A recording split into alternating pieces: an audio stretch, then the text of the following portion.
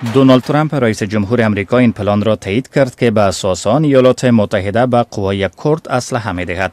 این نیروها برای تصرف دوباره شهر رقه سوریه از گروه دولت اسلامی می‌جنگند. ترامپ اقدام در راستای کمک تسلیحاتی به جنگجویان کرد را با وجود مخالفت شدید ترکیه عضو ناتو روی دست می‌گیرد.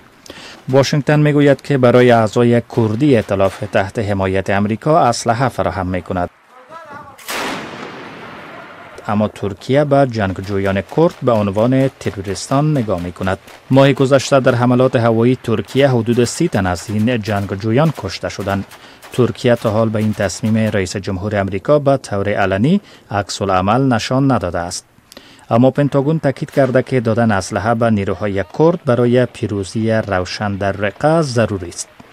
گروه دولت اسلامی شهر رقه را به عنوان پایتخت این گروه اعلان کرده است. حمایت ترکیه از مبارزه بر ضد داعش مهم پنداشته می شود، اما به نظر می رسد که اهمیت جنگ رقه امریکا را واداشته تا توجه بیشتر را به آن مبذول دارد. کمک تسلیحاتی به جنگجویان کرد بالای روابط واشنگتن و انقره سایه خواهد افکند. این در حال است که قرار است رجب طیب اردوغان رئیس جمهور ترکیه هفته آینده به امریکا سفر کند.